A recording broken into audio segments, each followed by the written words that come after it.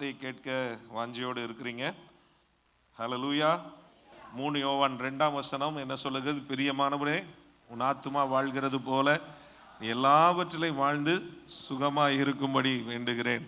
அப்போ இன்னைக்கு நம்ம ஆத்துமா வாழணும் அப்படின்னு தான், வாழ்ந்தாதான் நம்ம எல்லாவற்றிலையும் வாழ்ந்து சுகமாக இருக்க முடியும். அப்போ அதை குறித்து பல காரியங்களை நம்ம பார்த்து கொண்டே வருகிறோம். ஆண்டவராகிய தேவன் நமக்கு குமாரனா இயேசுவை தந்தபோது அவர் எதற்காக வந்தார் என்றால், அவரே சொல்லும்போது இப்படி சொல்லுகிறார், நானும் அவைகளுக்கு ஜீவன் உண்டாயிருக்கவும் அந்த ஜீவன் பரிபூரணப்படவும் வந்தேன். எல்லாம் பக்கத்தில் தொட்டு சொல்லுங்க, பரிபூரண ஜீவனை தருவேன்னு சொல்லியிருக்கிறார் ஆண்டவர். ஆமென், ஹல்லேலூயா. நீங்களும் நானும் இந்த உலகத்தில் நல்லா வாழ்ந்திருக்க வேண்டும் என்று விரும்புகிறார் ஆண்டவர், விரும்புகிறார். எத்தனை பேர் அதை விசுவாசிக்கிறீங்க? ஆமென், ஹல்லேலூயா. நம்ம பிரச்சனையோடு, போராட்டத்தோடு, கண்ணீரோட, குற்ற உணர்வோட, அதைரியத்தோட, நம்பிக்கையோட நம்ம வாழ்ந்து கொண்டிருக்கிற வாழ்க்கைக்கு முடிவு கட்ட வேண்டும் என்று விரும்புகிறார். ஹல்லேலூயா. நாம் யாருடைய பிள்ளைகள், நாம் எப்படிப்பட்ட மகிமையான நிலைகளை கர்த்தர் நம்ம வைத்திருக்கிறார் என்பது குறித்து ஒவ்வொரு விஷயமா கடந்த நாட்களிலே நம்ம கவனித்து வருகிறதற்கு ஆண்டவர் உதவி செய்தார். போன வாரத்துக்கு முந்தின வாரம் நம்ம ஒரு காரியத்தை குறித்து நம்ம தியானித்தோம். அது என்ன, யாருக்காவது ஞாபகம் இருக்கா? அவர் இருக்கிற பிரகாரமாகவே நாம இங்கே இருக்கிறோம். ஆமென், ஹல்லேலூயா. அப்புறம் நாமும் அவரும் ஒன்றாய் இருக்கிறோம். இப்படி நிறைய நம்ம வரிசையா கேட்டுட்டே வந்திருப்போம். ஆனால் கடைசியாக என்ன ஆகும்? இங்கேருந்து போனதுக்கப்புறம் மறந்துடுவோம். திரும்பவும் பழையபடி நம்ம வாழ்க்கையில் நம்ம முன்ன இருந்த நிலைமையிலே கஷ்டப்பட்டு, வேதனைப்பட்டு, துக்கப்பட்டு, பாரப்பட்டு, எல்லாத்தை குறித்தும் நம்ம யோசித்து அப்படி கவலையோடு இருப்போம். ஆனால் அப்படி அல்ல. கர்த்தருடைய வார்த்தையை நம்ம கேட்கும் பொழுது அதில் சொல்லுகிற நன்மைகள், அதில் இருக்கிறதான ஆசீர்வாதங்கள் எல்லாம் நமக்குரியதாக இருக்கிறது. ஹல்லேலூயா. அப்போ நாம் இந்த உலகத்தில் நாம் ஆண்டவருடைய சமூகத்தில் நாங்கள் வந்திருக்கிற, நாம் ரட்சிக்கப்பட்டு இருக்கிற நாம் அவரை போலவே இருக்கிறோம் அப்படின்னு சொல்லி வசனம் சொல்லுகிறது. அவர் இருக்கிற பிரகாரமே இருக்கிறோம் அப்படின்னு சொல்லி வசனம் சொல்லுகிறது. அந்த வசன இருப்பிடங்கள் உங்களுக்கு ஞாபகம் இருக்குன்னு நினைக்கிறேன். 1 யோவான் 4 17 இருக்கு. 2 கொரிந்தியர் 6 இன்னொரு வசனம் நம்ம பார்க்க முடியும். அப்போ இந்த வசனங்கள் என்ன சொல்லுகிறது? நாம் அவர் இருக்கிற பிரகாரமாகவே இந்த உலகத்தில் இருக்கிறோம். புதிதாய் பிறந்த நாம் அல்லது புது சிருஷ்டியா இருக்கிற நாம, நமக்குள்ளே அவர் வந்து நம்மோடு கூட அவர் வாசம் பண்ணுகிற தேவனாய் இருக்கிறார். ஹல்லேலூயா, ஹல்லேலூயா. அப்ப இந்த காரியத்தை நம்ம கேட்கும்போது உற்சாகமா இருக்கு, நல்ல சந்தோஷமா இருக்கு. ஆனா கொஞ்ச நேரத்தில் என்ன செய்துடுறோம்? இதை அப்படியே என்ன செஞ்சிடறோம்? மறந்து போயிடுறோம். திரும்ப பழையபடி வாழ்க்கையில் ஏதோ ஒரு சில தவறுகளை நம்ம செய்துடுறோம். வீட்டுக்கு போனால் சண்டை வந்துடுது, உடனே ஏதோ ஒரு தகராறு ஆயிடுச்சு, ஏதோ ஒரு பிரச்சனை வந்துடுச்சு, திரும்ப கோவப்பட்டுறோம். அப்புறம் கொஞ்ச நேரம் கழிச்சு, ஐயோ நம்ம இப்படி பேசிட்டோமே, இப்படி பண்ணிட்டோமே, இப்படி நடந்துக்கிட்டோமே அப்படின்னு சொல்லி திரும்ப திரும்ப என்ன செய்கிறோம்? நம்ம வருத்தப்படுகிறோம். திரும்ப ஐயோ ஆண்டவர் என்னை புது சிருஷ்டியாக தான் மாற்றினாரு, ஆனால் நான் அதுக்கு நான் தகுதி இல்லாதவனா போயிட்டேன், நான் அதை கெடுத்து கொண்டேன் அப்படின்னு சொல்லி நமக்குள்ளே நாம குழம்பிக் கொள்ளுகிறோம். நம்ம ஆவிக்குரிய வாழ்க்கையில இந்த குழப்பத்தின் வழியா போகிறவங்க அநேகர் இருப்பாங்க. அன்னைக்கு தான் இயேசுவை ஏற்றுக்கொண்டிருப்போம், நல்ல சந்தோஷமா வந்திருப்போம், அப்படியே உற்சாகமா இங்கேருந்து புறப்பட்டு போயிருப்போம். அங்கே போனால் ஒரு பிரச்சனை காத்திருக்கும், அங்கே போனால் யாராவது ஒரு ஆள் நம்மளை ஏதாவது ஒன்று சொல்லிடுவாங்க, உடனே பழைய நிலையில் நம்ம பிஹேவ் பண்ணியிருப்போம். அதுக்கப்புறம் திரும்ப குற்ற உணர்வோட, சே ஆண்டவர் என்னை பாவத்தெல்லாம் மன்னிச்சாரு, நான் தான் திரும்ப என்ன செய்கிறேன்? நான் பாவம் செஞ்சிட்டேன், திரும்ப நான் என்ன செஞ்சிட்டேன்? பழைய ஒரு நிலைமையில நான் தோற்று போயிட்டேன் அப்படின்னு சொல்லி நம்ம ஒரு ஒரு தோல்வி மனப்பான்மை, அப்புறம் இல்லைன்னா ஒரு குற்ற மனப்பான்மை நமக்குள்ள வந்துட்டே இருக்கும். அநேகர் அந்த மனப்பான்மை வந்து என்ன செய்யுது? அவங்க யோசிக்க வைக்குது. இப்போ வசனம் இப்படி சொல்லுது, நான் புது சிருஷ்டி, பழையசெல்லாம் ஒளிஞ்சு போயிடுச்சு, எல்லாம் புதுசாயிடுச்சு அப்படின்னு சொல்லி வசனம் சொல்லுது. ஆனால் என் வாழ்க்கையில் அப்படி காரியங்கள் நடக்கலையே, அப்போ என் வாழ்க்கையில் அந்த மாற்றங்கள் வெளிப்படையிலே என்று சொல்லி அவங்களுடைய ரட்சிப்பின் அனுபவத்தையே கூட அநேகர் என்ன செய்வாங்க? சந்தேகப்படுகிறவர்களா இருப்பாங்க. எத்தனை பேர் நான் சொல்றதோட உங்களை ஒப்பிட்டு கொள்ள முடியும். ஆரம்ப நாட்களில் விவரம் புரியாமல் இருக்கும்போது நம்ம ரட்சிப்பையே சந்தேகப்பட்ட நாட்கள் உண்டு. ஏன் அப்படின்னா, இந்த வசனத்துக்கும் நம்முடைய வாழ்க்கைக்கும் முரண்பாடுகள் இருந்ததா இல்லையா? அப்படிப்பட்ட முரண்பாடுகள் நிச்சயமாக இருந்திருக்கும். உண்மையாகவே நான் ரட்சிக்கப்பட்டேனா, அல்லது ஏதோ சும்மா உணர்ச்சி வசப்பட்டு ஏதோ ஒன்று இது பண்ணணும். ஆனால் என்னைக்கு நாம் ஆண்டவராக இயேசு கிறிஸ்துவை விசுவாசித்து உள்ளத்தில் ஏற்றுக்கொண்டோமோ அன்றைக்கே நாம் ரட்சிக்கப்பட்டு விட்டோம். அவர் நம்மை ரட்சித்திருக்கிறார். அல்லேலூயா. கிருபையினால விசுவாசத்தை கொண்டு ரட்சிக்கப்பட்டீர்கள். இது உங்களால் உண்டானதல்ல, இது தேவனுடைய. ஆமென். அல்லேலூயா. நம்ம பெர்ஃபார்மன்ஸ் எல்லாம் அங்கே எடுபடாது. நம்ம பெர்ஃபார்மன்ஸ் அடிப்படையில் கர்த்தர் நம்மளை என்ன செய்யலை? ரட்சிக்கலை.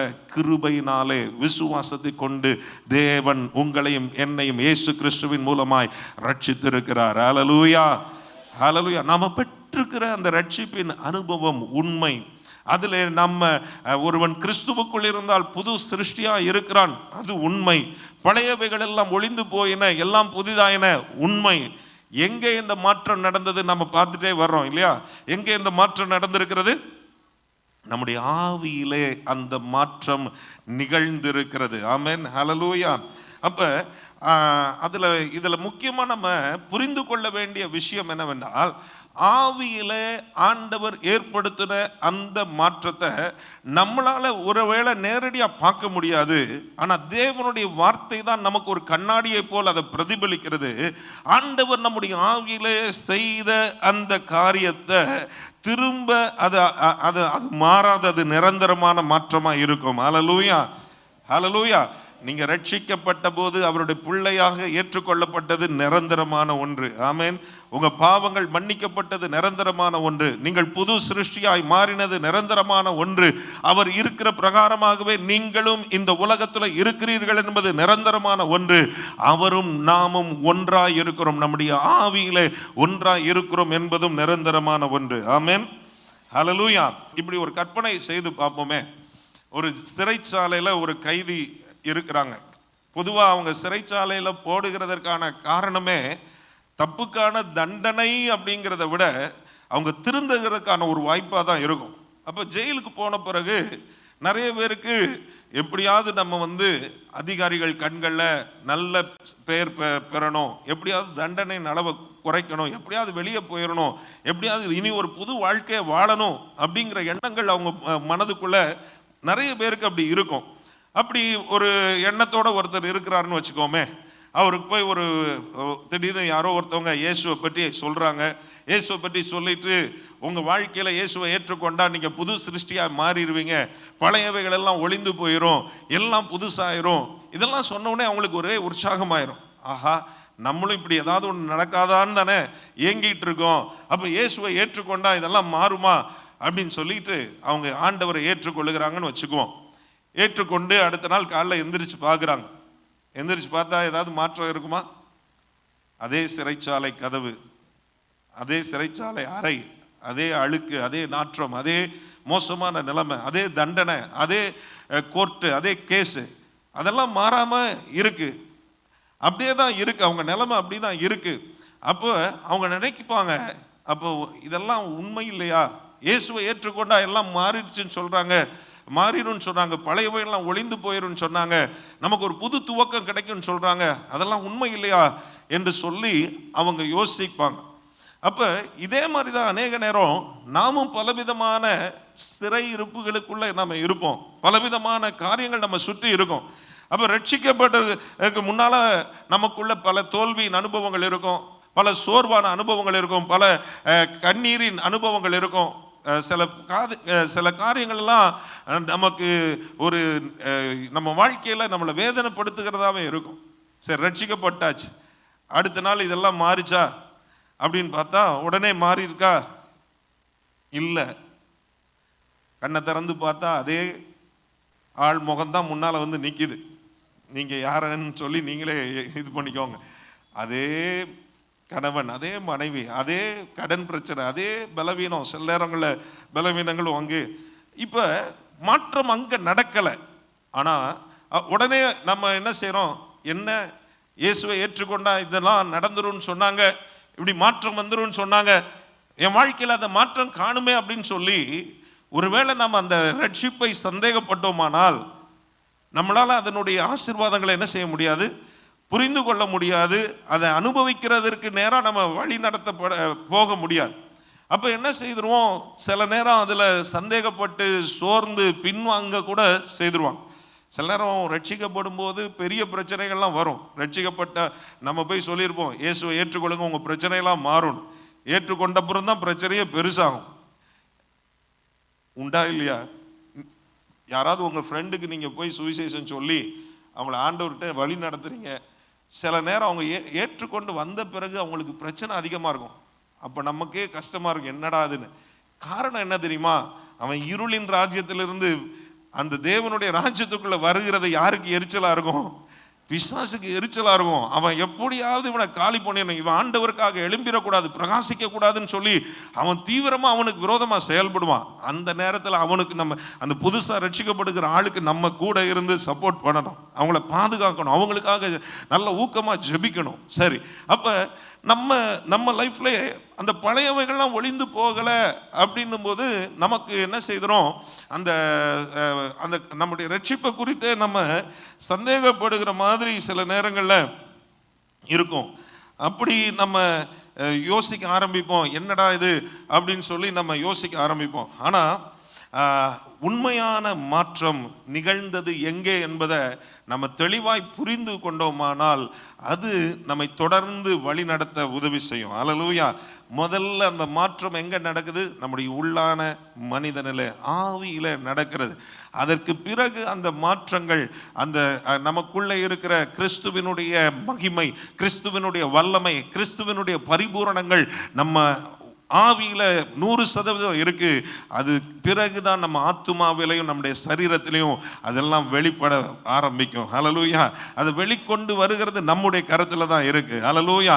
நம்முடைய மனதை புதிதாக்க நம்ம எவ்வளவு தூரம் நம்ம இடம் கொடுக்கிறோமோ, எவ்வளவு தூரம் ஆண்டவருடைய வசனத்தை வாசித்து வாசித்து வாசித்து நம்ம அதில் ஆழங்களை நம்ம அறிய ஆரம்பிக்கிறோமோ, அவ்வளவு தூரம் அதனுடைய நன்மைகள் நம்முடைய ஆத்துமாவிலையும் நம்முடைய சரீரத்திலையும் வெளிப்பட ஆரம்பிக்கும். ஹல்லேலூயா, ஹல்லேலூயா. அப்ப அந்த மாற்றங்கள் நமக்கு ஏற்கனவே நிகழ்ந்து இருக்கிறது. எத்தனை பேர் அதை புரிந்து கொண்டு இருக்கிறீங்க?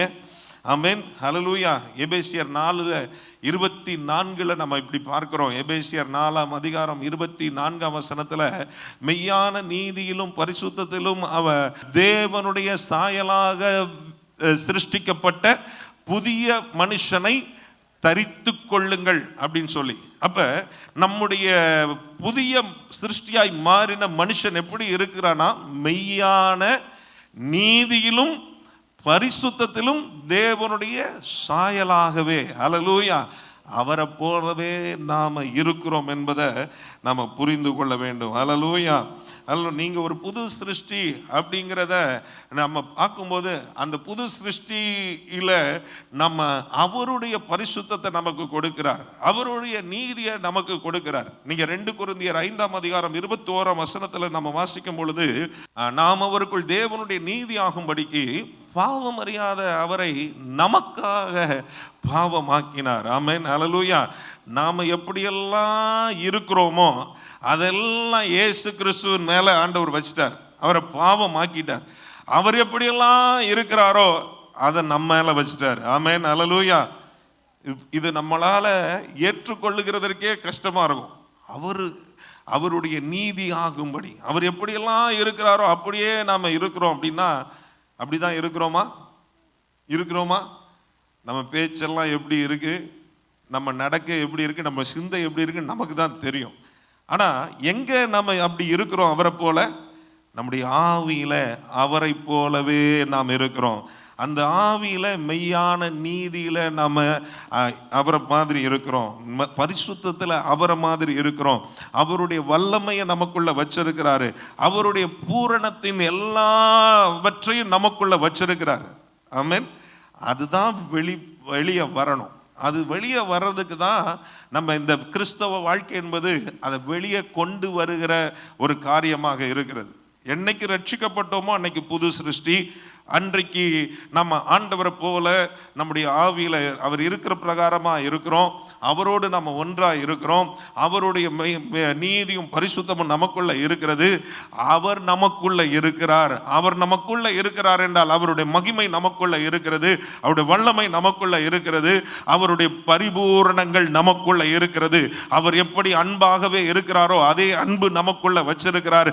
அவர் எப்படி வல்லமை உடையவராக இருக்கிறாரோ அதே வல்லமை உங்களுக்குள்ளேயும் எனக்குள்ளேயும் வச்சிருக்கிறார். ஆமென். இதை நம்ம புரிஞ்சு நம்ம செயல்பட ஆரம்பித்தா இந்த வல்லமை வெளிப்படும். ஆட்களை தொடும்போதே அங்கே அற்புதம் நடக்கும். நம்ம புரிஞ்சு செயல்பட்டா இந்த பரிசுத்தம் வெளிப்படும், இந்த மகிமை நமக்குள்ள வெளிப்பட ஆரம்பிக்கும். ஆண்டவர் அதன் மூலமாய் மகிமைப்படுவார். அல்லேலூயா. இதை நம்ம புரிய ஆரம்பிக்கும் பொழுது நம்முடைய சத்துருக்களையும் நம்மால் சிநேகிக்க முடியும், நம்மளை சபிக்கிறவங்களை நம்மால் ஆசீர்வதிக்க முடியும். ஒரு பூரண அன்பு நமக்குள்ளே இருந்து புறப்படும். நம்ம பார்க்கிறவங்க நமக்குள்ள இருக்கிற இயேசுவை பார்க்கும்படியாக நம்முடைய குணநலன்கள் மாறும். ஹல்லேலூயா, ஹல்லேலூயா. அப்ப அந்த அப்படிப்பட்ட மெய்யான நீதியிலும் பரிசுத்தத்திலும் இருக்கிற நம்மை ஆண்டவர் அவர் நம்மை ஏற்றுக்கொள்ளுகிறார் என்பதை நம்ம புரிந்து கொள்ளணும். நிறைய நேரத்தில் நம்ம பிரச்சனை என்ன தெரியுமா, ஏதோ ஒரு இடத்துல நம்ம சறுக்கிட்டோம்னு வச்சுக்கோங்களேன், உடனே பிசாசு நம்மளை என்ன செய்வான், குற்றப்படுத்துவான். சகோதரரை குற்றப்படுத்துகிறவன், அவன் வேலை அதுதான். அக்யூசர் ஆஃப் த பிரதரன், அவன் வேலை அதுதான். அவன் குற்றப்படுத்துவான். நீ எல்லாம் தகுதியே கிடையாதுப்பா, நீ எல்லாம் சர்ச்சைக்கு எதுக்கு போற, நீ எல்லாம் எதுக்கு ஜெபம் பண்ற, நீ எல்லாம் எதுக்கு பைபிளை தூக்குற, எதுக்கு நீ எடுத்து வாசிக்கிற, நீ எதுக்கு இயேசுவை பற்றி மற்றவனுக்கு சொல்ற, நீ யோக்கியமா? கேட்பானா கேட்க மாட்டானா? அவன் கேட்பான், அவன் ட்ரை பண்ணுவான், உங்களை டிஸ்கரேஜ் பண்ண ட்ரை பண்ணுவான், உங்களை ஆண்டவரை பற்றி மற்றவங்களுக்கு சொல்ல முடியாம தடுக்க ட்ரை பண்ணுவான், உங்களை கர்த்தருடைய சமூகத்தில் அவரை கிட்டி சேர முடியாம உங்களை தடை பண்ண அவன் ட்ரை பண்ணுவான். ஆனா நம்ம ஒன்றை நம்ம புரிந்து கொள்ள வேண்டும், நம்மை அவர் நாம இருக்கிற இந்த பிரகாரமா பார்க்கல, நம்மை பார்க்கும் பொழுது நம்முடைய ஆவியில நாம மெய்யான நீதியிலும் பரிசுத்தத்திலும் அவரை போல இருக்கிறோம் என்பதை அவர் பார்க்கிறார். அல்லேலூயா, அல்லேலூயா. உங்களுடைய நீதியின் அடிப்படையில் கர்த்தர் நம்மளை நியாயம் தீர்ப்பாரானால் நம்ம யாருமே அவருக்கு முன்பாக நிற்கிறதற்கு தகுதியே இருக்காது. ஆமா, எங்கேயாவது ஒரு இடத்துல நமக்கு என்ன செய்யும், ஒரு சிக்கல் இருக்கும். பைபிளில் ஆண்டவர் சொல்லும்போது யாக்கோபு 4ஆம் அதிகாரத்தில் 17ஆம் வசனம் எடுத்து வாசிக்கலாமா? நம்ம நினைக்கிறோம் பாவம் அப்படின்னா நாம் எதெல்லாம் செய்யக்கூடாதோ அதை செய்தாதான் பாவம் அப்படின்னு நம்ம நினைக்கிறோம். ஆனால் ஆண்டவர் சொல்றாரு, ஆண்டவருடைய பார்வையில் பாவம் அப்படின்னு வரும்போது ஒருத்தவன் செய்ய வேண்டியதை செய்யாமல் இருக்கிறதும் பாவம்னு சொல்றார். ஒருவன் நன்மை செய்ய அறிந்தவனாக இருந்தும் அதை செய்யாமற் போனால் அது அவனுக்கு பாவமாக இருக்கும். அப்போ ஆண்டவர் சமூகத்தில் நாம் பெர்ஃபெக்டாக நம்ம எந்த ஒரு நாளிலேயும் ஆக முடியாது. ஆண்டவர் மாதிரி கிறிஸ்து சபையை நேசித்த மாதிரி நம்மள எத்தனை பேர் நம்முடைய மனைவியை நேசிக்கிறோம்? சில நேரங்களில் ஆண்டவரை மாதிரி நேசிக்க முடியலை. நீங்க உங்க கணவரை அப்படி நேசிக்கிறீங்களா? அவரை மாதிரி யாரையும் நம்ம நேசிக்க முடியல. அவரை மாதிரி நம்ம உண்மையா இருக்கிறோமா எல்லா விஷயத்துலனா? இல்லை. ஒரு லைசன்ஸ் வாங்க போனாலும் என்ன செய்கிறோம், எக்ஸ்ட்ரா கொஞ்சம் கொடுக்கறதுக்கு நம்ம அதை லஞ்சம் அப்படின்னு டீசெண்டாக போகாமல், சாரி அது லஞ்சம்னு சொல்லி அதை அப்படி சொல்லாமல் டீசெண்டாக சார்ஜஸ், சர்வீஸ் சார்ஜஸ் அப்படின்னு ஆக்கிடுறாங்க. அவங்க நமக்கு ஈஸி ஆக்கிடுறாங்க, நம்ம குற்ற உணர்வு இல்லாமல் நம்ம செயல்படுகிறது. அப்படி நிறைய விஷயங்களை நம்ம தவறுகிறோம், செய்ய வேண்டியதை செய்யாமல் இருக்கிறோம், செய்யக்கூடாததை செய்கிறோம். அப்போ இப்படியெல்லாம் இருக்கிற என்னைய நான் போய் அவருடைய சமூகத்தில் நிற்கிற என்னை அவர் ஏற்றுக்கொள்ள வேண்டுமானால் என்னுடைய அசுத்தமும் என்னுடைய பாவமும் என்னுடைய குறைகளும் அதிகமாக இருக்குது. என்னை ஏற்றுக்கொள்ளக்கூடிய நிலைமையில் நான் இல்லை. ஆனால் ஏன் ஏற்றுக்கொள்ளுகிறார் அப்படின்னா ஒரே ஒரு காரணம்தான், என்னைய அவர் என்னுடைய புது சிருஷ்டியாய் மாறின என்னுடைய ஆவியில் என்னை பார்க்கிறார். அல்லேலூயா. அங்கே நான் எப்படி இருக்கிறேன்? மெய்யான நீதியிலும் பரிசுத்தத்திலும் தேவனுடைய சாயலாகவே இருக்கிறேன். அவருக்குள்ள நான் தேவனுடைய நீதியாக இருக்கிறேன். அவருடைய சாயலை நான் அணிந்திருக்கிறேன். அவர் எப்படி இருக்கணும்னு விரும்புகிறாரோ அப்படி நான் அங்கே இருக்கிறேன். அல்லேலூயா, அல்லேலூயா. அப்போ இந்த புரிதல் நமக்கு வந்துருச்சுன்னா நம்ம என்ன செய்ய மாட்டோம், எந்த சூழ்நிலையிலையும் ஆண்டவரை விட்டு போகவே மாட்டோம். ஏதோ ஒன்று குறைவு வந்துருச்சுன்னா ஆண்டவருடைய சமூகத்தில் வந்து என்ன செஞ்சிருவோம், விழுந்துருவோம். ஆண்டவரே நீங்கள் தான் எனக்கு, நீங்கள் தான் எனக்கு, நீங்கள் தான் எனக்குன்னு சொல்லி அவருடைய சமூகத்தில் நாம் திரும்ப திரும்ப என்ன செய்திருவோம், அவருடைய பாதத்துக்கு நம்ம வந்து நம்ம அமர்ந்துருவோம். அப்போ எபேசியர் 1ஆம் அதிகாரத்தில் 5-6 வசனங்கள், இங்கிலீஷ்லேயும் தமிழ்லையும் போட்டால் நல்லாயிருக்கும். இந்த இது மட்டும் அதில் வரும். சரி, ஓகே, நான் வாசிக்கிறேன். அப்போ அங்கே ஒரு காரியத்தை குறித்து நம்ம பார்க்குறோம். நம்ம மறுபடியும் பிறந்த பின்பு நம்மளை ஆண்டவர் வந்து அவருடைய நீதியாக பார்க்கிறபடினால நம்ம பரிசுத்தமாய் கிறிஸ்துவ எப்படி இருக்கிறாரோ அதே போல் நம்ம இருக்கிறோம். அந்த நிலையில் நம்ம பார்க்கிறபடினால எபேசியர் 1ஆம் அதிகாரத்தில் 4, 5, 6 வாசிக்கும் போது, தமக்கு முன்பாக நாம் அன்பில் பரிசுத்தம் உள்ளவர்களும் குற்றம் இல்லாதவர்களுமாய் இருப்பதற்கு அவர் உலக தோற்றத்துக்கு முன்னே கிறிஸ்துவுக்குள் நம்மை தெரிந்து கொண்டபடியே, ஆண்டவர் அங்கே நம்ம தெரிந்தெடுத்திருக்கிறார். அப்புறம் பிரியமானவருக்குள் தாம் நமக்கு தந்தருளின தம்முடைய மகிமையின் கிருபையின் மகிமைக்கு புகழ்ச்சியாக அப்படி சொல்லி வரிசையாக பல காரியங்கள் அங்கே சொல்லப்பட்டிருக்கோம். அதில் ஆங்கில வேதாகமத்தில் பார்த்தீங்கன்னா we are accepted, கிறிஸ்துவுக்குள்ள நாம் ஏற்றுக்கொள்ளப்பட்டிருக்கிறோம். பக்கத்தில் பார்த்து சொல்லுங்க, நீங்கள் ஏற்றுக்கொள்ளப்பட்டிருக்கிறீங்க. ஆமேன், அல்லேலூயா. பிள்ளையாகும்படி ஏற்றுக்கொள்ளப்பட்டிருக்கிறோம். ஆமேன். தகுதி இருக்கான்னு பார்த்தா தகுதி வாய்ப்பே இல்லை. ஆமாம், நம்ம எவ்வளவுதான் நம்ம ஏணி வச்சு எட்டி எட்டி போனால் கூட அவருடைய அந்த நீதியின் அளவுக்கு, அவருடைய பரிசுத்தத்தின் அளவுக்கு நம்மளால் ஏறவே முடியாது. ஆனால் நம்ம தகுதிப்படுத்தி கொள்ள முடியாது. ஆனால் அவருடைய கிருபையினாலே, அல்லேலூயா, இதில் வருகிற அவர் ஏற்றுக்கொள்ளுகிறதுக்கு அக்செப்டட் அப்படின்னு சொல்லி ஆங்கிலத்தில் ஒரு வார்த்தை ஆங்கில மொழிபெயர்ப்பில் இருக்கும்.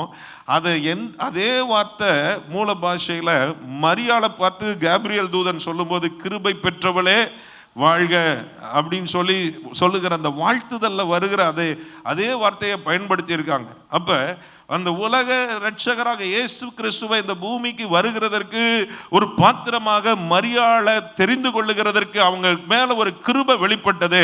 அதே போல தேவனுடைய நாமத்தை மகிமைப்படுத்துகிற பாத்திரங்களா இந்த பூமியில வாழ்கிறதற்கு உங்களுக்கும் எனக்கும் தேவன் கிருபை பாராட்டி இருக்கிறார். நம்மை அவர் ஏற்றுக்கொண்டு இருக்கிறார். ஹல்லேலூயா, ஹல்லேலூயா. நாம செஞ்சது ஒண்ணுமே இல்லை. அவர் எல்லாவற்றையும் நமக்காக செய்துட்டு அவர் மேலே ஒரு விசுவாசம் மட்டும்தான் வச்சிருக்கிறோம். அந்த விசுவாசத்தினால இன்றைக்கு நாம் நீதிமான்கள் ஆக்கப்பட்டு இருக்கிறோம், அவரால் ஏற்றுக்கொள்ளப்பட்டு இருக்கிறோம். ஹல்லேலூயா. இது எவ்வளவு பெரிய ஒரு ஆச்சரியமான, எவ்வளவு பெரிய ஒரு அற்புதமான ஒரு விஷயம் பாருங்க. we are accepted in Christ. கிறிஸ்துவுக்குள்ள நாம் ஏற்றுக்கொள்ளப்பட்டிருக்கிறோம் என்பதை நாம் புரிந்து கொள்ளணும். அவர் நம்மை மேல பிரியமா இருக்கிறார். அவர் நம்மை ஏற்றுக்கொண்டு இருக்கிறார். அவர் நம்ம மேல ஒரு பெரிய ஒரு கிருபையை ஆண்டவர் நமக்கு காண்பித்திருக்கிறார் என்பதை நம்ம புரிந்து கொள்ள வேண்டும். ஹல்லேலூயா. அடுத்தது நம்ம புது சிருஷ்டியா இருக்கிறோம்.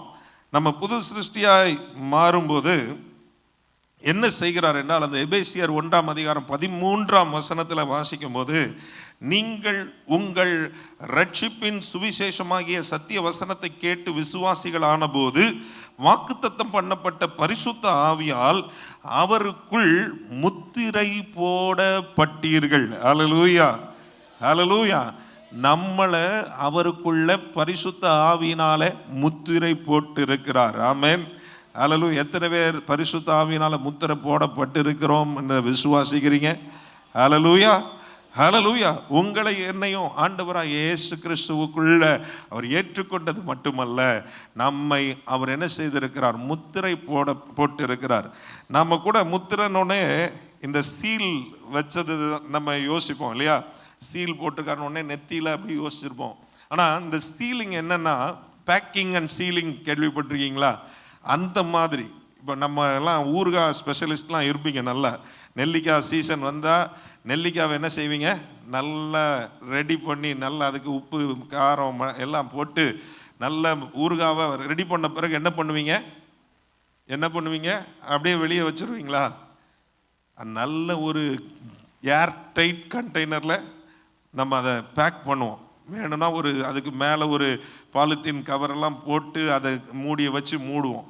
என்ன காற்று உள்ளே போகக்கூடாது, வெளியே இருக்கிற அதை கெடுக்கிற காரியங்கள் உள்ளே போகாமல் அதை பாதுகாக்கிறதுக்காக அதை செய்கிறோம். அதே மாதிரி தான் நீங்களும் நானும் இயேசுவை உள்ளத்தில் ஏற்றுக்கொண்டோம். நம்ம புது சிருஷ்டியாக மாறி இருக்கிறோம். அவர் இருக்கிற பிரகாரமாக நம்ம இருக்கிறோம். மெய்யான நீதியிலையும் பரிசுத்தத்திலையும் அவரை போலவே நாம் இருக்கிறோம். தேவனுடைய சாயலாகவே இருக்கிறோம். நம்ம ஸ்பிரிட்டை அவர் என்ன செய்கிறாராம், நம்ம ஆவியில் நம்மளை முத்திரை போடுகிறாராம். ஆமென், ஹல்லேலூயா. இந்த வெளிப்பிரகாரமாக செயல்படுகிற விஷயங்கள் எல்லாம் அங்கே கரைப்படுத்த முடியாதபடிக்கு உங்கள் ஆவியில் நீங்களும் நானும் முத்திரை போடப்பட்டிருக்கிறோம், பாதுகாக்கப்பட்டிருக்கிறோம். ஆமென். அதுதான் என்ன செய்துன்னா, நம்ம தேவனுடைய சமூகத்தில் நம்ம ஒரு பிரச்சனை ஏதோ ஒன்று நடக்குது, அன்னைக்கு வீட்டில் ஏதோ ஒரு பிரச்சனை நடக்குது. அந்த இதெல்லாம் நடந்த பிறகு நம்ம தேவ சமூகத்தில் வரும்போது ஆண்டவர் என்ன செய்கிறாரு, நம்ம ஜெபங்களை திரும்பவும் கேட்குறாரு. ஆண்டவரே, ஒரு மனம் திரும்புதல் அங்கே உண்டாகுது இருக்கும். அந்த மனம் திரும்புதலுக்கு பிறகு நம்ம திரும்பவும் ஆண்டவருடைய சமூகத்தில் ஏற்றுக்கொள்ளப்படுகிற ஒரு நிலைமையில் இருக்கிறதுக்கு ஒரே காரணம், இந்த ஸ்பிரிட்டில் நீங்கள் எப்படி இருக்குங்கிறத தான் ஆண்டவர் பார்க்கிறார். ஆமென், ஹல்லேலூயா. நீங்கள் உள்ளான உங்கள் ஆவியில் மெய்யான நீதி உடையவர்களாய், நீங்கள் பரிசுத்தம் உடையவர்களாக இருக்கிறீங்க, கிறிஸ்துவை போல இருக்கிறீங்க. கிறிஸ்துவினுடைய அவர் இருக்கிற பிரகாரமாகவே நாம் இருக்கிறோம். அவரோடு ஒன்றாக நாம் இணைந்திருக்கிறோம். இப்படிப்பட்ட காரியத்தை அப்படிப்பட்ட காரியம் நம்ம புரிந்து கொள்ள ஆரம்பிக்கும் போது நம்ம என்ன செய்வோம், நம்ம இந்த வெளியில் உள்ள விஷயங்கள் நம்மளை என்ன செய்யாது, நமக்கும் ஆண்டவருக்கும் உள்ள உறவில் எந்த பிரச்சனையும் கொண்டு வர முடியாது. ஒரு வசனம் எனக்கு அதை புரிந்து கொள்ளுகிறதுக்கே அது கொஞ்சம் கடினமாக இருந்தது. என்ன வசனம் அப்படின்னா, யோவானில் 3ஆம் அதிகாரம், 1 யோவானில் 3ஆம் அதிகாரம் நினைக்கிறேன்.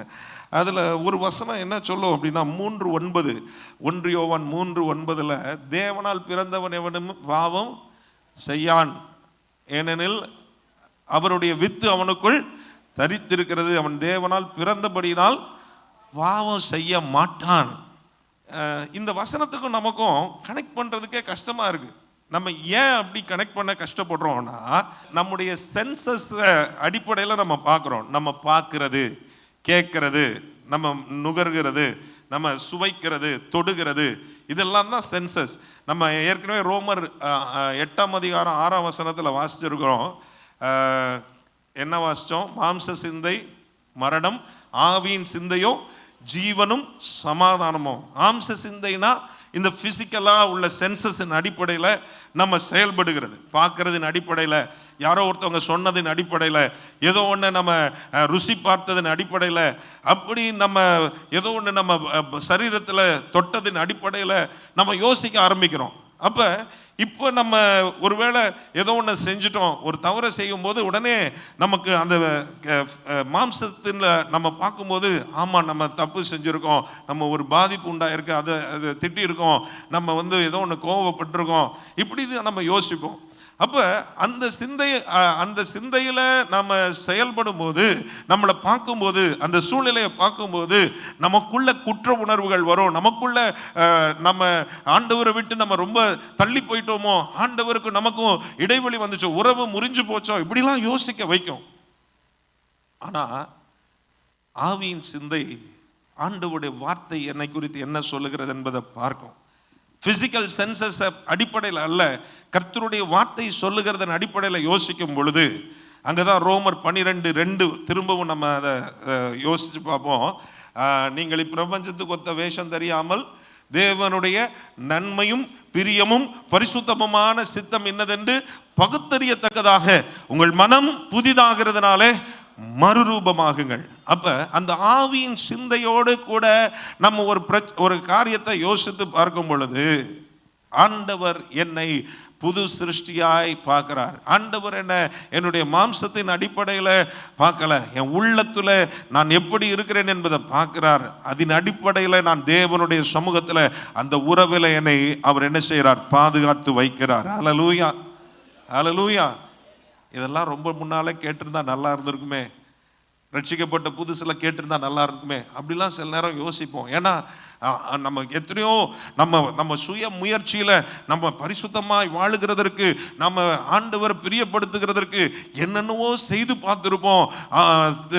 சறுக்கி விழுந்த உடனே திரும்ப ஐயோ போச்சு, எல்லாம் போச்சு, இவ்வளவு நாளும் கட்டி காத்ததெல்லாம் போச்சு அப்படின்னு சொல்லி வெறுத்து போய் இருந்திருப்போம். அப்புறம் திரும்ப முயற்சி பண்ணி எப்படியோ கர்த்தரை எப்படியாவது நான் திரும்ப பழைய நிலைமைக்கு வரணும்னு சொல்லி போராடி இருப்போம்.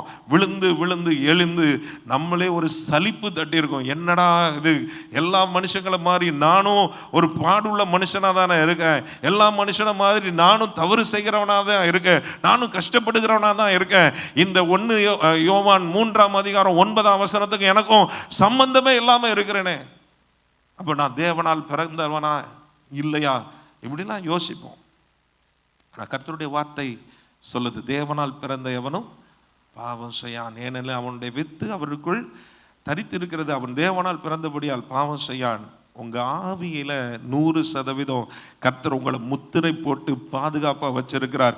அதுல பெர்ஃபெக்டா இருக்கிறீங்க, அதுல இயேசுவ மாதிரியே இருக்கிறீங்க, அதுல இயேசுவினுடைய பரிசுத்தம் உங்களுக்குள்ளே எனக்குள்ளே இருக்கு, அதுல இயேசுவினுடைய நீதி உங்களுக்குள்ளே எனக்குள்ளே இருக்கு. நம்மளை ஆண்டவர் பார்க்கும்போது அவர் ஆவியா இருக்கிறார், நம்ம ஆவியோடு கனெக்ட் பண்ணுகிறார். அப்ப பாவம் செய்யலாமா? இல்லை. பாவம் செய்கிறத நம்ம ஆண்டவர் உணர்த்துகிறார், நம்மளை மனம் திரும்ப வைக்கிறார். நம்ம இதை அவருடைய சமூகத்தில் நாம வருகிறதற்கான தைரியத்தை நமக்கு திரும்ப திரும்ப கொடுக்கிறார். ஆமென், ஹல்லேலூயா, ஹல்லேலூயா.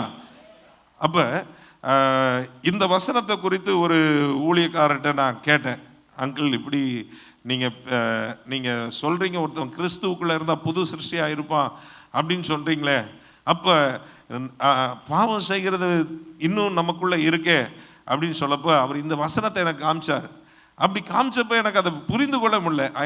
It is contradicting my life அப்படின்னு பார்க்கும்போது அதை என்னால் ஏற்றுக்கொள்ள முடியல. இன்னும் சில காரியங்கள் இருக்கே, இன்னும் சில பிரச்சனைகள் இருக்கே. ஆனால் இந்த ஆவியில நான் மறுரூபமாக்கப்பட்டிருக்கிறேன், ஆவியில நான் 100% இயேசுவை போல இருக்கிற பூரணமாக்கப்பட்டிருக்கிறேன்.